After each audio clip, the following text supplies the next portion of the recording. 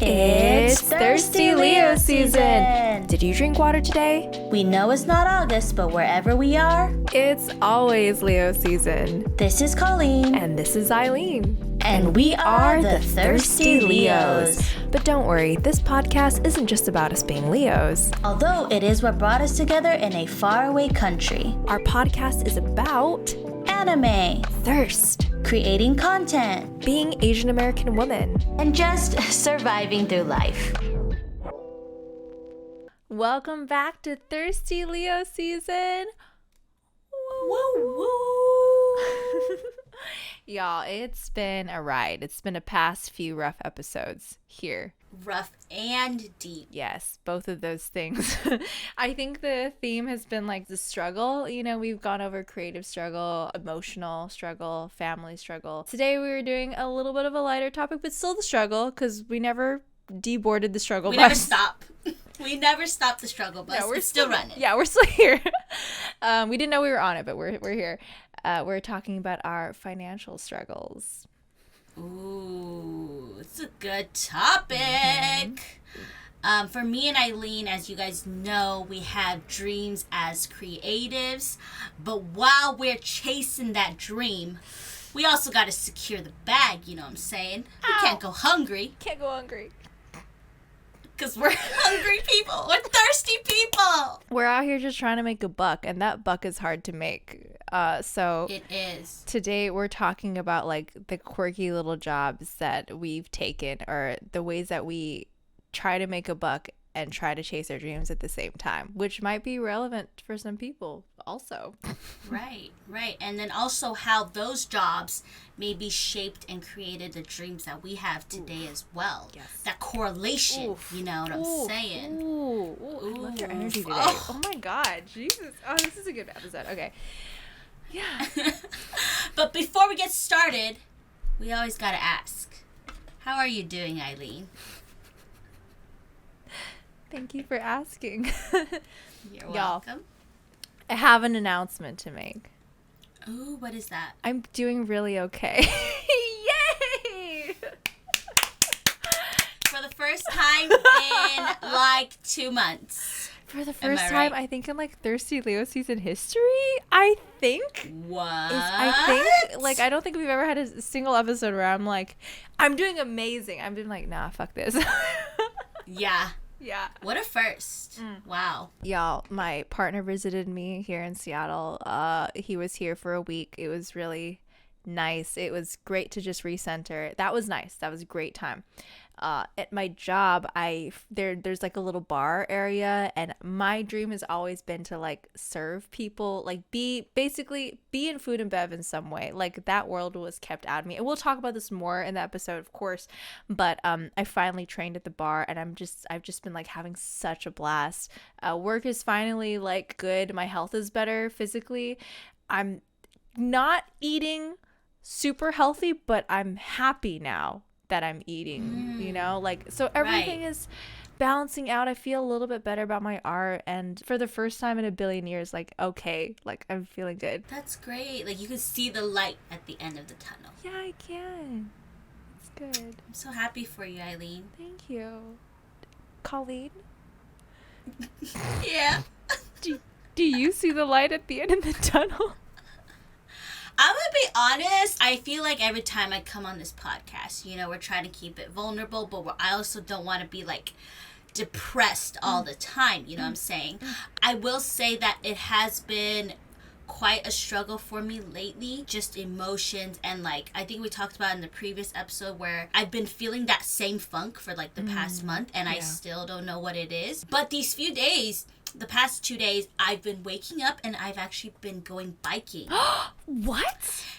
And yeah, and then so I've actually also been waking up earlier. In the past few weeks, I would literally wake up and I just couldn't get out of bed. Like, it was pretty bad. Yeah. And like, I would be so unmotivated. I'd be like, ugh, there's no reason for living anymore. Ooh. But then the past 2 days since I've been starting to bike in the early morning, like I'll wake up and I'll go biking. Like, it has helped a lot. I don't take naps anymore. Oh, really? Because I used to take naps in the afternoon because I would just be so depressed. Like, after lunch, I would just go back to sleep and, like, just wake up feeling even more groggy, you know what I'm saying? Yeah. But the bike rides have been helping. Like, I haven't been napping and, like, girl. I feel more motivated. That's awesome. Thank you. Oh, my God. And then I keep little tasks of what I need to do. Like, just even small tasks, like research something or, like, go out to the post office to, like, send out a package. I'm sending Eileen a package from Taiwan with all the goodies. Like, those are little things that I added to, like, my to-do list, and just, like, checking that off, like, I feel like, oh wow, like, I'm more motivated now to do the bigger things. In the past few weeks, I couldn't even do, like, those small tasks. So I will say that the past 2 days have been good, and hopefully I keep up with this streak, because I know that, like, exercising in the morning can, like, really, like, jumpstart your day. Yeah. So that's what I've been trying to do, to use my body to, like, work towards the inside. Oh, that is lovely. That is beautiful. Oh my God. Thank you. We also guys, we've been trying to, like, save all our catch up for the podcast. So, like, when we first got on Discord, we're like, don't talk to me, don't tell me how you're doing.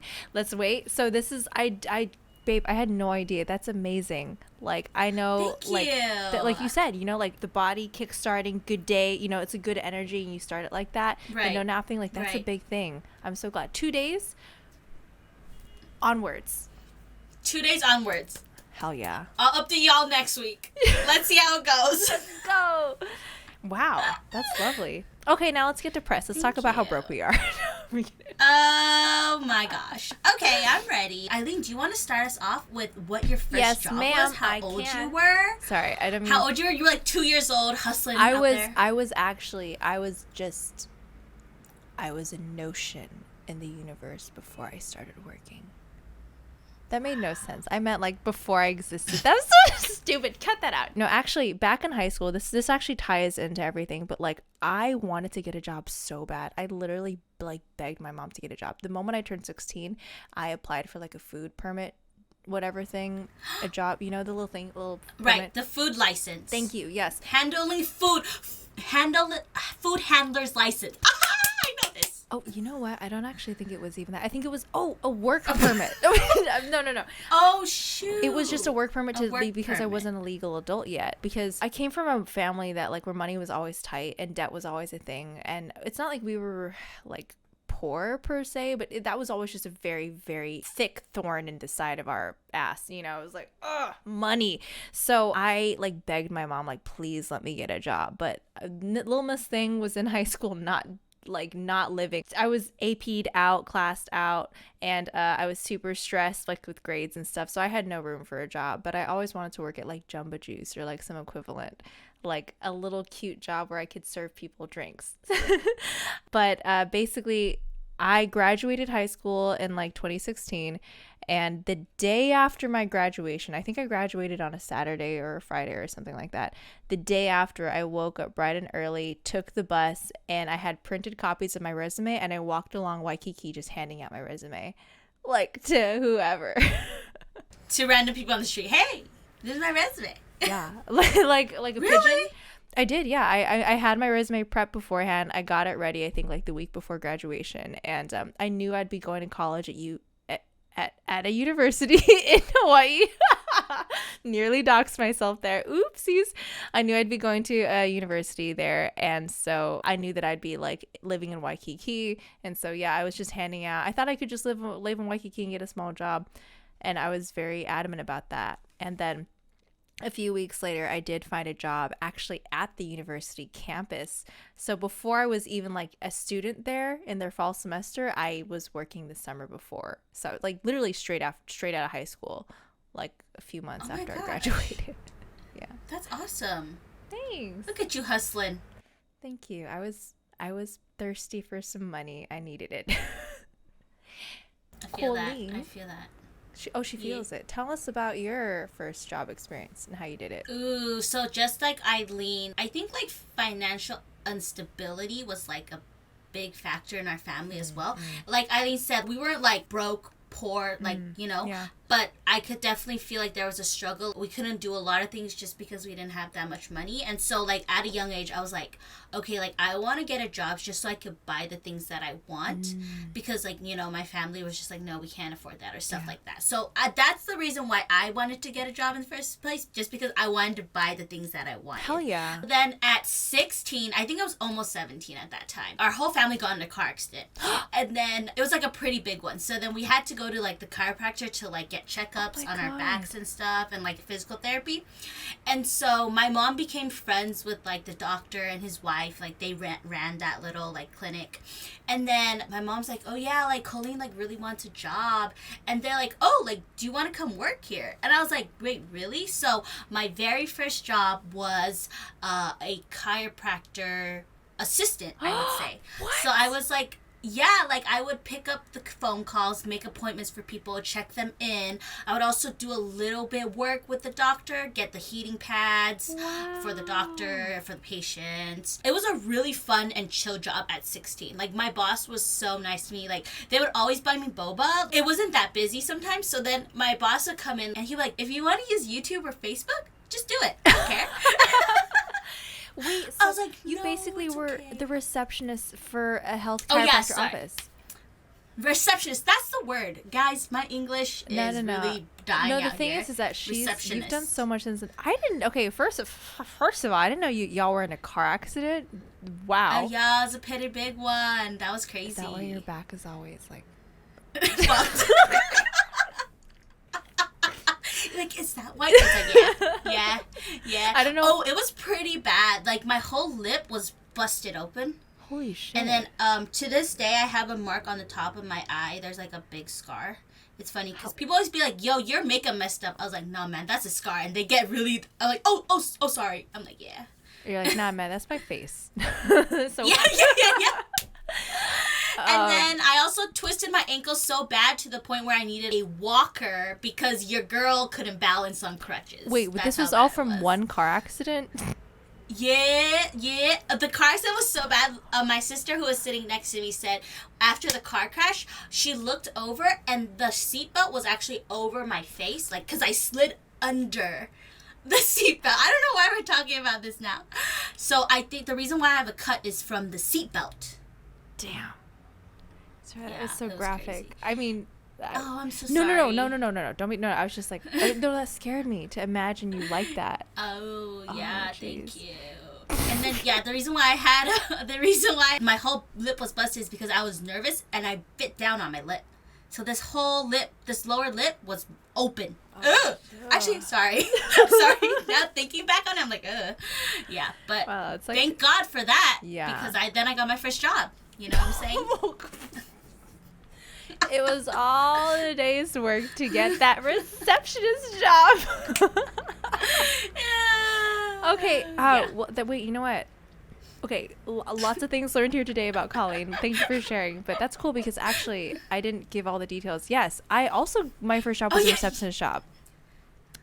Stop. We're meant to be. We were meant to be from the beginning. I was also 17, going to college, and my first job was a graphic designer job, really rinky dinky little stuff. I had some skills from high school, but it was never paid. And so it was graphic design and like web stuff, but also receptionist. So I answered the phone, filed stuff. It was a nice like way to put a very unsocialized person like just straight up in and dealing with all the stuff. But the fact that you worked at like a healthcare office, like it's interesting. Like, did you ever want to pursue more like health stuff or more? Hell no.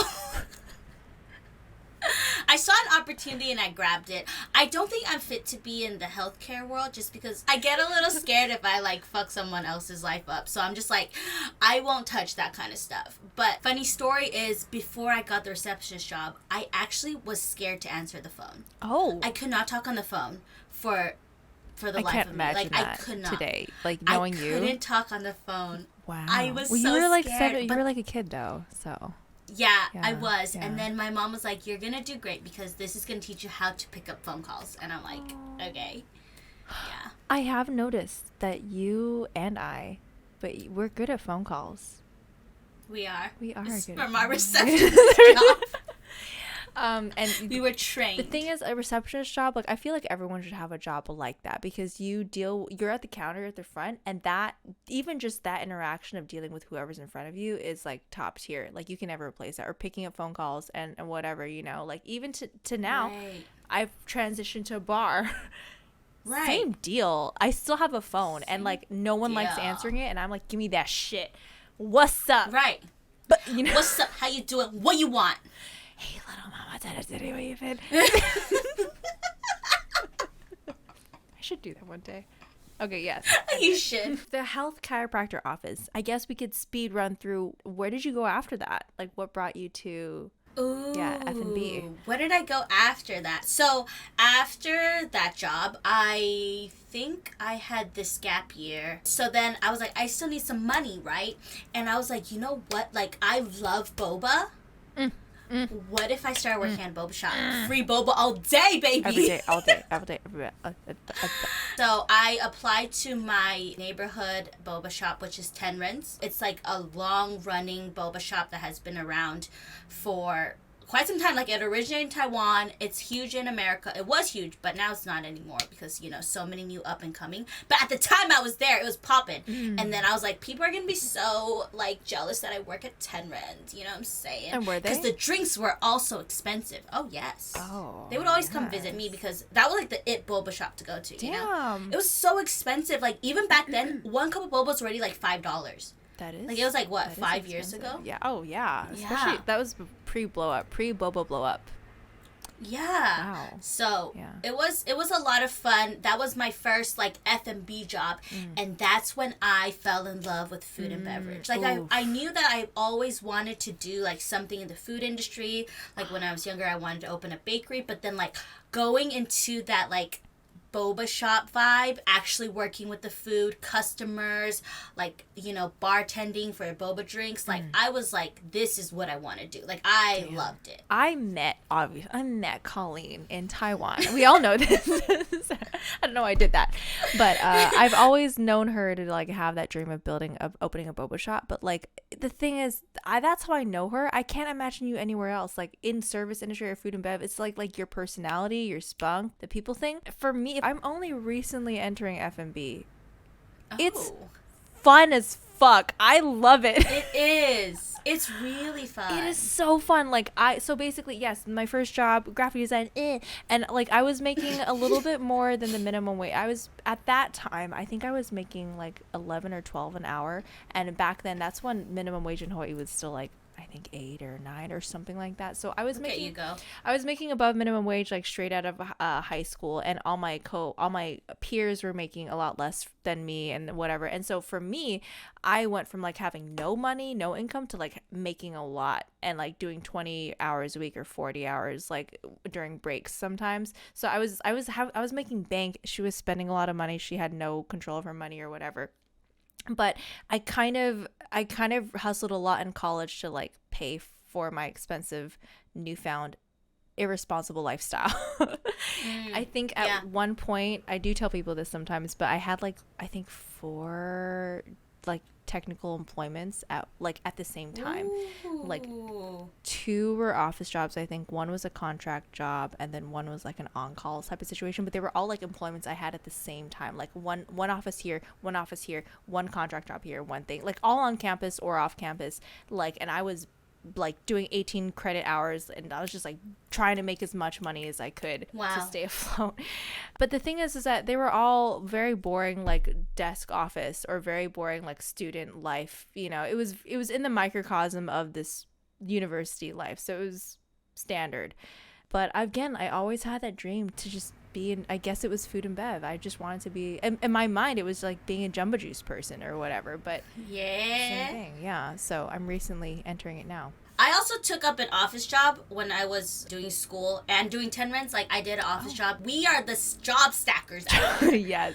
I remember I took on this office job, and it was from 9 to 5. Ooh, a 9 and to then 5. what would happen is I would do 9 to 5, and then afterwards I would drive over to my boba shop and work from like 5:30 to 11. Oh. And then I would still be doing school in between. Ooh, wow. But then I hated the office job. I was like, that's not it. That's not my style. Yeah. I literally would be falling asleep in the office just because, like, when you work in like food and beverage, you get to like interact with your customers.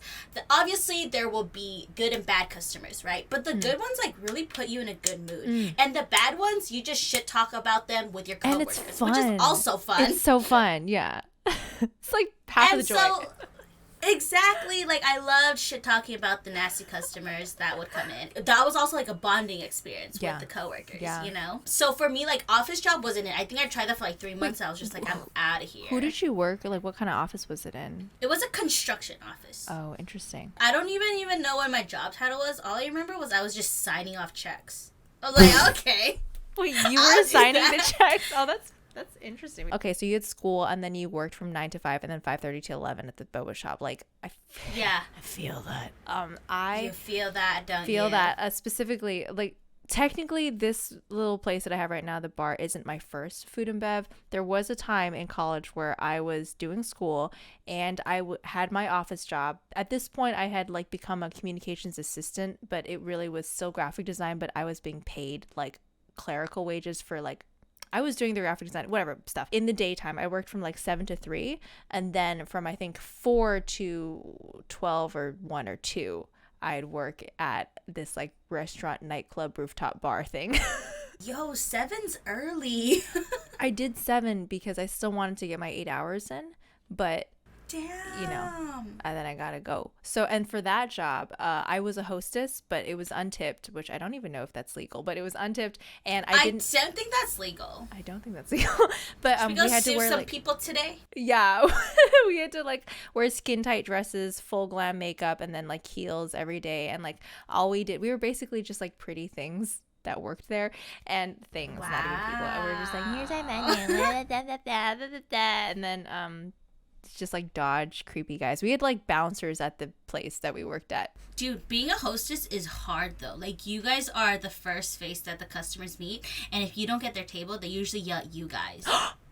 Yeah, I think the first day of work I cried because like I was cussed out by like these tourists. Oh, I worked in Waikiki Strip, right? So all I got were tourists. So it was like the worst like first entry into like service industry possible, I think, where you're like objectified to the fullest. At least it wasn't like a scammy business. Like I never was harassed by management or anything, but I basically, you're an object, you're not tipped, and you're dealing with like the worst customers ever. Dude, I can't believe you're not tipped because usually hostesses are supposed to get a lot. Well, not a lot, but at least like 20%. Got nothing. $0. There were some like high ballers or some like rich guys that would just like, well, I saw it happen. Like he just like give my friend like 100. She was hot though, so like here. You're hot too. Oh. Where's your 100? That surprised me when you said that. I was like, oh. Oh, me? This is fun. We're having fun. It's funny because sometimes I forget that I've only known Eileen for like a year. So then like a lot of these things that happened in the past, like we actually don't know this about each other. So we're like knowing each other and we're like sharing it with the world, which is so fun. Yeah. It's like we have a podcast. Dope. Did that sound ridiculous? I'm sorry. That's what happened in my mind. I'm like, yeah, like that's what a podcast is. Okay, we went over our short job history-ish. I want to know, Colleen, if you want to go first, what was your like best and worst job? So for me, my best job experience. Damn. So like I cannot say that it was like the work environment that was the best. It was like the people that I met, because like each job that I've had, like I've met some cool and awesome people that I'm still friends with today, and that's what I love about working at different jobs, is that the people you get to meet, like your coworkers, sometimes even the customers. For me, I would say like the one that I had the most fun was at a hot pot job that I had, and obviously the work environment was very Asian, so obviously they like work the managers work you to death. There's like no communication, but the coworkers that I met there, there. I loved it. Like, we had such a fun time every single time it was time to work, even though we were like fucking busy. Like, sometimes I would look at my phone. I would keep my phone in my pocket, right? I would walk 8 miles in a 6-hour shift. That's how busy we were. Like, the place wasn't even big, guys. It was how fast we had to run and turn tables and like host. What's funny is that I had an Asian job. You do all the positions. You're all the positions, right? So I was hostess, I was server, I was cook, I was bartender, I was cashier. Too? Oh yeah. So because I got bumped up into a supervisor position, I had to learn how to cook. So I was in the back cooking. Like, I'm so short and small, you guys, and they had to like train me to cook, and it was so hard because like the stoves are like hella big, right? And for me to reach over, I would sometimes burn myself. Oh my gosh, I have burns from like the hot pot place. But every time I had work, it was just such an enjoyable time with my coworkers. As busy as it was, like, we just always had a blast. Having fun, you know, working together. Like, the teamwork was amazing. And we had to carry these stoves. They were heavy. And I could, like, max carry 3. And then, like, all the coworkers, they were all so nice. They'd be like, oh, let me carry that for you. I was like, thank you so much. I appreciate you guys. I think that was also the time in my life where I think I was like thriving the most as well. Like, I was 22, 21. I was in school. I was working. I was making bank because that job, the tip, like I said, because the turnover rate was so fast, we made a lot of tip. And so I was like clubbing also. Like, I would go to work and then I would club at night. Oh my God. What? Yeah. Oh wow. She was out there. I also remember you were talking about the pots, like you're like Colleen is strong, like in case you couldn't tell, like emotionally, of course, but like she could carry, and she was like, and she'd always be like, oh yeah, I think it's because I carried like 1 billion hot pots for years, and I was like, oh okay. Awesome. Thank you so much. Yeah, that job really trained me hard. But yeah, I think that was like one of my most memorable jobs that I've had. I wouldn't say the receptionist job was my official first job, because I feel like that was just like, you know, my mom's friend and like I just got hired. But my first boba job was also really memorable for me as well, because like I was like really sheltered and I was really shy, and it took me like 3 months to even like break out of my shell. I didn't talk to anyone for 3 months, my first job, but the people there were all so nice as well. Like, they took me in after 3 months. They didn't really talk to me the first 3 months too. They're like, this girl's really quiet. Well, you were like you were like a little baby. How old are you? I was like 17. Yeah. I wouldn't have talked to any. No. I Yeah, so that was also like a very memorable job for me as well. Okay, enough about me. Eileen, tell us your favorite job experience or your best job experience. Let's go. Well, definitely nothing on a desk. Here's the thing. Pros about desk is that like I didn't realize that I was a little bitch until now. But like that's a weird way. That's a harsh way to say it. But like this is the first job where like I'm doing like cleaning or I'm doing like whatever. And basically, if you've been listening to the past few episodes or whatever, the first part of me getting this job in Seattle, it was a lot of physical cleaning. It was like very intense. Basically, in a 7-hour day, it's 7 hours of cleaning. Like that's all that you're doing, you know. And it's not even a cleaning job, and it's like minimum wage. So and it was a lot of the chemicals, and it was a lot of dust and a lot of like some animal stuff as well. So it was like it was hard on my body, and it was the first time that like my skin was so dry and everything. And so at a certain point, like the thing is I loved my job here, but it was so physically intense that I was so miserable. And that made me think back to those cushy office jobs where all you do is go clickety clack clack clack clack clack. And the most you have to worry about is like, oh, my ergonomic like desk is not ergonomic enough. Or, oh, too much screen time, I need to hide my eyes, or something stupid like that. Okay, yeah. I mean, those are still relevant concerns, but like those are the only like workplace concerns I really had before. But my best job right now is actually the job I have right now. That's awesome. Even though the cleaning was like a lot, even though it was crazy, like what kept me coming back and what kept me pushing to like move to the front, like to the bar, and like I worked with management and everything, has been just everything about the job. Like the team is amazing. And it's like it's a pretty much an all female team. They're amazing. Like they're such great women, you know, and the management, awesome. Like it's a local business too, so they work really well with you too. And like I brought up my health concerns and everything to them. They were really, really cool about it. And now I'm at the bar and like I'm doing my dream, which is like working with customers and stuff, and I'm in love, and I can't get enough. Like today, work with today was so nice. Like I feel like I crushed it. Everyone was super awesome. The customers were great. I feel confident there. Actually, this this is my little wall decor. This is a Valentine's I got from one of my coworkers. Oh, that's so I just thought it was cute. Oh yeah, I just kept it. So yeah, I wanted to put that up there. But yeah, my best job is by far this job that I have right now. Even though it took me a long time to get settled in. So like you said, it's the environment, the coworkers, and it's also the job now. Yes, it's everything. Like but I also wouldn't have the job now if not for the amazing coworkers and the amazing management. Like when I was still new there, like 3 months in or whatever, I was like, ooh, or oh my God, like I'm dealing with this health stuff, but I don't know how to approach management. And it was my coworkers that were like, you should tell them, like, yeah, like we support you, or like prioritize yourself. It wasn't like an unhealthy work environment.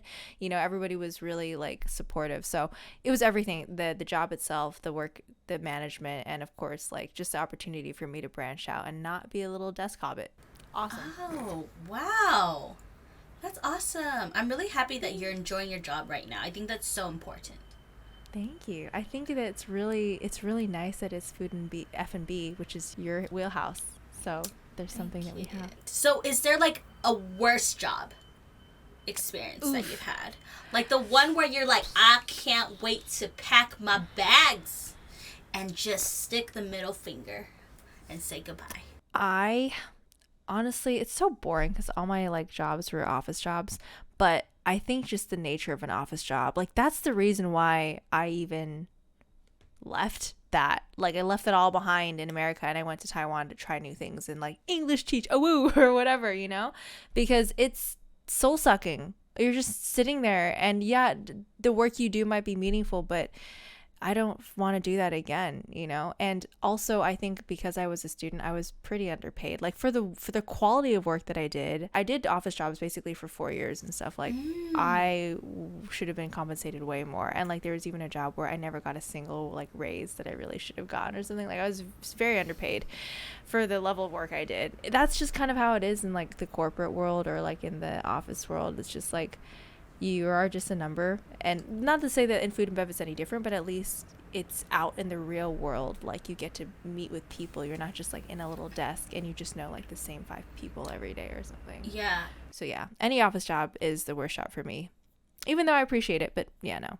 I feel that because when I was working my office job, the thing I looked forward to was going to the bathroom. Because that was a change of pace. I was like, oh, I'm gonna go to the bathroom every hour because I deserve it. Like, even if I didn't have to pee, I was like, I'm gonna go. Just sit there in quiet for 5 minutes and then go out. Girl, wow. That's sad. Yeah. And that's behind us. So, is that your worst job, or what is the worst job for you? Ooh, so for me, I had a worse job where I think I just left that job feeling so defeated and feeling like I was never gonna be enough. It was like the aftermath of the job that I would say is my worst experience, which is the most recent job I had in America before I left. And that was also at another boba establishment that I will not name. I don't know, like after that job, like it just really had me rethink everything. And the thing is, like, that job was really cool in the beginning because I had so much experience in the past. Like, I was moved up real quick. I was, like, manager in training. And I was really excited because it was, like, a growing boba shop. I feel like I could see my career taking off in this establishment, Yeah. But because I worked so closely along with the boss, and he was kind of like a shady person, I feel like I felt betrayed and I felt like I was being played. And so in the end, it just became like this thing where I just hated work. Like I used to love work. Damn. Like I love work. Like I'm a workaholic. So then like going to work, even though I'm not feeling it before, like once I get into it, I'm like, oh yeah, like it reminds me why I love work. Making drinks or doing cashier or like packing the drinks or whatever, like all those things. I actually really enjoy that. But even at that job, job, like even those little things that used to bring me joy, like it just no longer did. And I would say like work environment is so important, because I feel like even if the management sucked and I had my coworkers beside me, like the hot pot job, right? I was having the time of my life. I felt really betrayed when my boss was like, the manager's position is yours. I can rent you an apartment. I'll pay for your gas, because he was telling me to like relocate to a further place. And I was like, yo, like this is awesome, right? I think I was also a little bit naive, but then I was like, wow, like I get all these benefits. But then in the end, it was just like, I felt like it was just a ploy for me to just go to the new location because he needed someone there, you know? And so I think I felt a little betrayed by that, and I've been a little scarred by that. But you said that that made you question a lot of things before you came to Taiwan. What did it make you question? What did it make you reevaluate? Ooh. So for me, I'm a hard worker, and I work to please whoever hired me, because I feel like I find my identity a lot in my work. And so if I perform well, if people think I'm doing a good job, then yes, I have worth in who I am and who my identity is. So I think at that moment, like I was just putting like my whole worth in who I was in the workplace. But my boss, he had this one favorite worker. I felt like in that moment, like whatever I did was just never gonna be enough. Like I was like working my ass off. Even then, like that wasn't even enough for me to like not be number one in his eyes, but like it just felt like I was just never gonna reach that like equality as the other coworker who was his favorite. It put me in a weird position. Like I was like really kissing ass, dude. I was like not myself. That also really put into perspective, Colleen, like if you're gonna work so hard for someone else, like why not do it for yourself? That's it. That's what I was looking for. I'm like, I know she's gonna get there. I'm just gonna wait for the ride. That's what it was. Yeah. The main thing was like I saw how hard I was working for just someone else, and I was just like, and that's not even gonna acknowledge me. Like, okay, maybe that person did acknowledge, the boss did acknowledge me, but like not in the way where I wanted, I guess. So I was like, you know what, fuck this. Like I'm not gonna waste my youth on someone else's business. Like I want to do it for myself. And that was like one of the main reasons why I did quit. I was like, deuces, I'm out. Obviously that my life now, I'm just like, oh, should I have stayed? You know? Obviously no looking back, no regrets. I'm happy with where I am right now. Fuck yeah. Ooh. Solid. Yeah, I was waiting for that. I'm like, because Colleen is a self-starter. Like the thing is, nobody gets jobs like right when they're like legally able to on their own will and not have that spark of like, I don't want to call it entrepreneur, but like we want to do our own thing, you know? Yeah. My worst job, it's much less exciting than that. That sounds so dramatic and crazy. It's just cubicle stuff, but it made me realize that like I worked so hard for these people, and even if I was paid more at a certain time, I was still struggling like, well, if I was just paid more, if I was just paid what I deserve, would I stay? Like, would it be worth it? Is that what I want? Because like even here like in Seattle, you know, there's a lot of tech, there's a lot of ladies that look just like me, just my age, you know, we all went to college or whatever, and they're making money and they're like buying mimosas to me, like they're doing well, you know. But then flip coin, right? They look at me and they're like, wow, you must have the best job in the world, because it's a really fun place to work, you know. And so the grass is always greener. I'm also thinking like, you know, I'm still working hard right now. I'm kind of in my like quirky fun job phase, but like I also would like to have my own thing going on where I could work hard for myself. Then that's why we are friends. That's why we made Thirsty Leo friends. Yeah. We've had a lot of like accents on this episode. Sorry. I love that. Do you think the food and beverage job like opened your eyes? You're like, dude, I want to do food and beverage jobs from now on. The thing is, like, I knew I'd love it, and I fucking love it. But the wage still isn't like what I'd like to be making. I'm living below paycheck to paycheck. Like I'm pulling money from things that I didn't know I had. Like I'm just like, I actually applied for another job last night, so I could like get as much. Nice. You know, I gotta squirrel away some money, and Seattle's expensive, and that hasn't left me a lot of time to like build my own thing, if even I can do that. But I did actually come to a realization recently. Maybe I don't actually want to like use my creative talent for money. I'm not sure, but basically I've been in this funk, as we all know, with art. I haven't drawn in months because like I think ever since I started thinking I need to make a business out of this, like I need to monetize this, it created stress for me. And the thing is, art always was a form of self-expression and a form of like fun. And once I started like I need to make a business, what's gonna sell or what do people like, the fun like just went away. You know, like graphic design, I used to love that. I used to do it for fun. I used to be like, yeah, fuck yeah, I'll design a pamphlet. And now I'm like, don't make me ever touch a pamphlet again. I will kill you. Like, don't make me, because the money took the joy out of it. And that's also a conscious decision I made. I'm like, I know I'm going to hate this because I make money, but guess what? I don't really, it's fine. But art, I've been in a funk. And so I think that it's time. Like, that's why I submitted the job application. Like, you know what? I'll get another quirky job that doesn't pay a lot, but I'd rather have jobs over here that don't touch my art and then do my art for fun rather than let them bleed. Right. That's so good, because I think a lot of times people like burn out because their passion is correlated with money, like you said.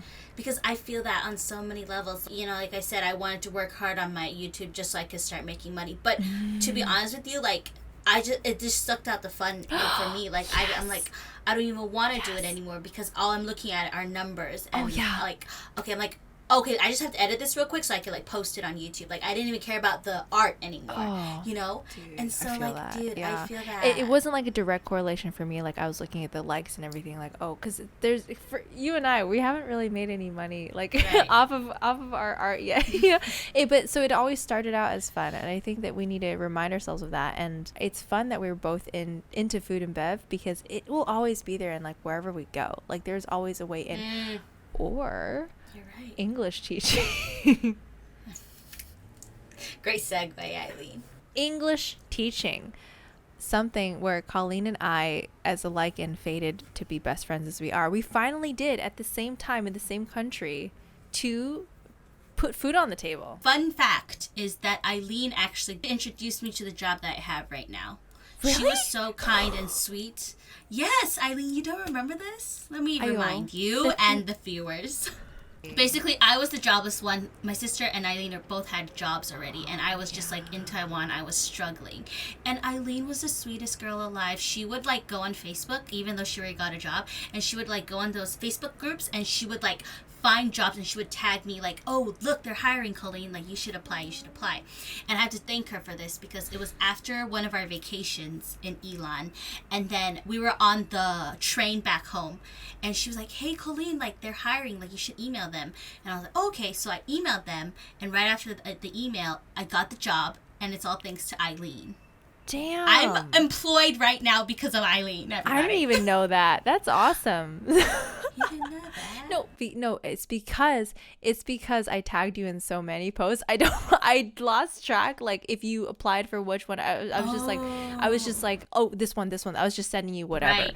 You know. And and at that time, I also was like looking for work too. So my first official job actually was English teaching, but also mostly babysitting. And I was babysitting like this trilingual girl. Her parents were like bilingual English speakers. It was a good gig, but I lived like an hour away, and I would like commute for an hour only to work for like 2 hours and then go back an hour. And it was the rate was good, but still not enough. And so basically I was at this juncture where I was just like, again, like working a lot, working so much, and I'm like, wow, like did I come to Taiwan to like just like watch this kid?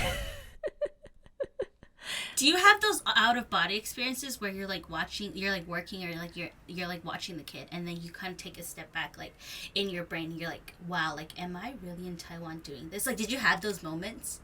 You mean like dissociation? Yeah. I think the most jarring thing was when she like threw an ukulele at my nose. I still remember this. Eileen texted me. She was like, and she had a Band-Aid on her nose. She's like, guess what happened today, guys? I was like, no. I was going to hang out with him that night. And the thing is, she was a 3-year-old toddler, and she was just playing. She wasn't like a malicious kid, but she literally threw her ukulele at my nose. And like, it has changed the shape of my nose. It's fine. But at the time, it was very emotional, you know, because I was like, what the fuck is going on? And I'm like, I think I have like a degree. I think I have like not to look down on babysitting, but I was just like, I could be doing more things right now than getting abused at work. I know. And the thing is like I pushed her away so that because she was trying to hit me again, I was just like, so then I pushed her away from me so she wouldn't hit me, and then she fell over and then she was crying, you pushed me, and so now we're both crying, and I'm like, what am I doing here? What's going on? But I didn't dissociate. I knew very clearly what was happening. I was like, what the fuck is going on? Did you dissociate when you were English teaching? I don't know if it's called dissociation, but like I have these moments where like I'm mid teaching and I stare blankly, like all of a sudden, like I don't know if it's dissociation, but it's where like my brain, it's kind of like my brain leaves my body, or like my soul leaves my body. Babe, and I'm looking at myself in a third person, right? Is that what it is? Is that dissociation? Oh wow, that is textbook dissociation. Thank you for telling me. I like had these moments, like it's been happening more and more lately, where I'm like, is this really the life that I'm living? Like Eileen said, like she's like, I have a degree. For me, it's like I came to Taiwan to open a coffee shop. Like I'm out here being like telling people how to pronounce things, like spelling checks. Like I'm out here spelling field for these girls. You know what I'm saying? Or like hello, or like and I'm just like, is this really who I am, And no shit on the job, no shit on any of these gigs. Yeah, you got to make a buck, and this is an industry, and like God, of course, we got to say, privilege that we as English speakers get to go to Asian countries and get these gigs. Like that's awesome, but same, like we're focusing on our dreams. And the fact that I had no idea you were dissociating at work, babe. We need to talk about this more. But yeah, like did we go to Asia? Did we go anywhere? Did I come here to like work myself to death and not have any time to eat or sleep? Like, did you go there to pronounce hello? No. And just like a little bit about why we picked up English teaching as our job. It's because like that's the only job that like pays more than the minimum wage, because I don't know if you guys know this, but minimum wage in Taiwan is $5 US. Oof. So for me, like I would love to go into food and beverage in Taiwan, but I cannot be making $5 an hour. And food and beverage shifts in Taiwan are like crazy. They don't give you your 10-minute break. They don't give you your 30-minute break. Like those aren't regulated. You know what I'm saying? And you probably work like an 8 to 9 hour shift. And like I cannot be like chasing my dream while doing that extensive of a job while only getting paid $5. Yeah, because there's no tip here either. You know what I'm saying? Yeah. I don't think that they should be making $5. I think it should be more. And like the economy in Taiwan, like it is slightly cheaper to live there, but not that much. Like the economy in Taiwan in general is just very poor. But it is. I mean, we did the default mode for English speakers when you go to Asia is to teach English, and it is like a blessing and also a curse. But it's a whole thing, maybe a separate episode on that. But yes, that's where we found ourselves. Because I found myself like having to prove to people that I spoke English. You know what I'm saying? Like I would have to be like, I'm sorry that I confused like a noun and an adjective. Dude, like I actually got caught up by one of my kids' parents. They're like, that was an adjective, not a noun. And I was like, bro, like I'm so sorry. Like I swear, like I speak English. And like I felt so bad because I was like, why do I have to prove to people that like I speak English and that like I can teach their kids English? You know what I'm saying? Like it's a very weird job to have, especially if that was not what I majored in. Like I majored in business management. I did not major in teaching, but that's the only job that like pays. You didn't know that. That was like honestly such a shift that I had to get used to, like in the beginning as like an English teacher. Like I was so worried. Sometimes I still mispronounce things and I get embarrassed. But yes, you got your dream for food and bev when you left that job in the past. Yes. My dream to go into the food and beverage, as an entrepreneur is also like stems really from like my first job working in that boba shop. I still remember very vividly at this boba shop, like we had to make like waffles for people, and like I love food decoration, right? So I made it all pretty, like waffle, ice cream, drizzle of chocolate and caramel, and then whipped cream on top with a mint. One day? Of course. And I remember like giving it to the customer, their face lit up and they're like, wow, it's so pretty. And I think like there are these moments, right, in your life where like it changes who you are. I still remember that moment so vividly. I was like, dude, if I could put a smile on people's faces just by the food I make, like I want to do that like for the rest of my life, and I think I'd be happy, Oh my God, that is so sweet. Thank you. Colleen. That is so sweet. Thank you. I know like how much food and beverage can like light up my heart when I'm going through something, and so like I want to bring that sort of happiness and that sort of feeling to other people too. Oh my god, Yeah. that is so sweet. Wow. I think I feel the same, like we do like little hot chocolates at work, and like I learned from my boss, like you could do a little whipped cream like kiss at the very top, and it when I bring it to them, it looks cute and like it lights up their day. But like for me, I'm serving like wine and beer and stuff, but I'm giving them a good time. It's like, Yeah. because it's an experience. Like, hi, welcome on in. What can I get you for? Da-da. Yeah, this is my thing. These are my menus over here. Let me know if I can get anything. Like, I'm brightening their day. And I remember it's been a rainy Seattle day. Freaking normal. And there was a guy that walked in. He's just looking for a tea. And I'm just normal. I'm just like charming and happy. But like, I do remember that like I was really perky. And I made him his tea super fast. I was really proud of myself. And I made it perfect. Nice. And then I handed it to him. And he looked happy, but he didn't look like that a minute ago. He was like, Right. thanks. I was like, yeah. And then like, well, have a good one, thanks for coming in. And he walked out like smiling, and I was like, but that's what I love. Like, I love wow. Yeah, I think we're also very similar in that way. And you were saying earlier how like I was such a people person and I'm perfect for the food and bev. I was gonna say the same about you, because like you also like light up people's day. You are very friendly in the conversations that you have with your customers. Like I can already see it. I actually love when the customers that like are grumpy and then they come in, or the customers that are like rude to people, but then like because we serve them or whatever, like they get all friendly and they're like, dude, that person's me. I'm like, no, they're not. They're nice. Or like when you get the regulars that come in, or you like memorize people's orders, or like I love just doing that extra bit. Like I love complimenting. Like it's never fake for me. For me, like the whole thing is, you can do the spiel, you can do like the whole generic whatever thing, but like for me, it all comes from a real place. So that's why I always have to be in a good place. If I'm nervous, I'm gonna be nervous. But if I'm in a good place, I can do that for you. I'm like, I love that shirt. I'm like, oh my god, I love your hair.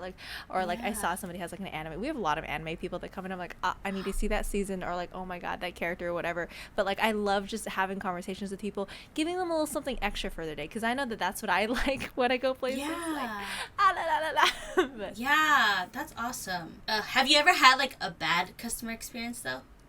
I'm mostly at that like rooftop bar, restaurant, nightclub. Oof.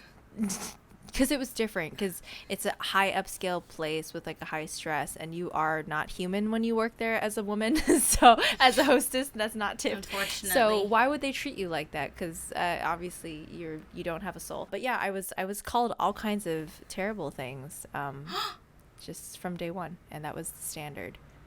It became almost like a badge of honor to see who got the worst. Yeah, actually, it was a pretty bad job. But it was fun. Pretty toxic.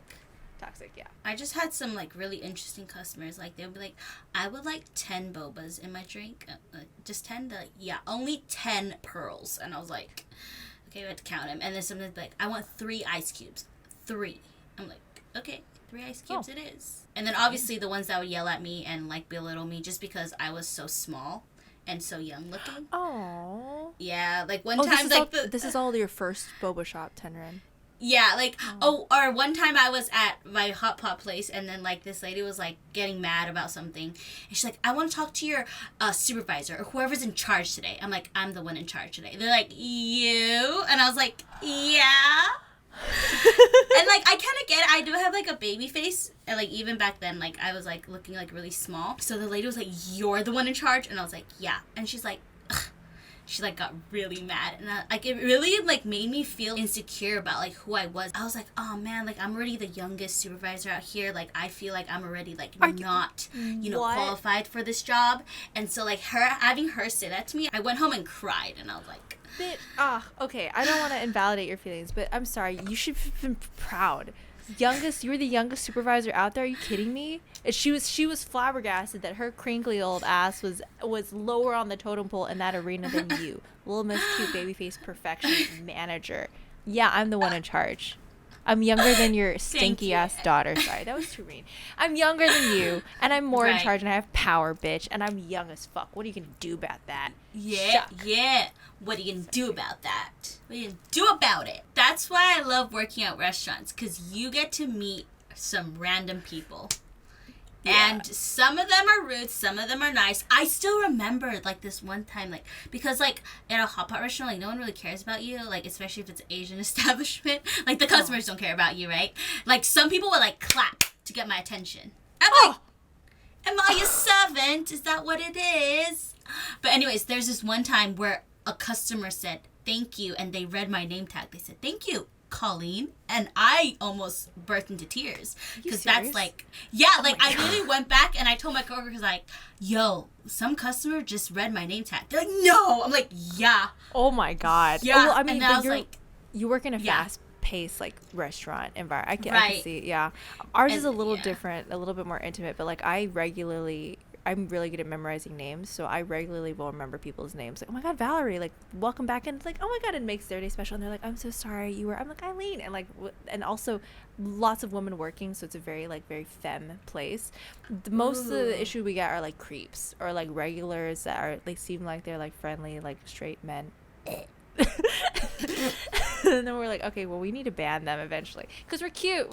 We can't help ourselves if Yeah. we're cute. But I love damn, that. I'll read your name any day. Thank you, baby. This was such a fun experience talking a little bit about our jobs, the ones we had to do, whether or not we liked it or not, to just, you know, keep surviving. And that's what we are. We're survivors and we're hustlers. Yes. Survivors and hustlers at heart. You already know. Some it. would call You us. already know. Some would call us thirsty. Oh.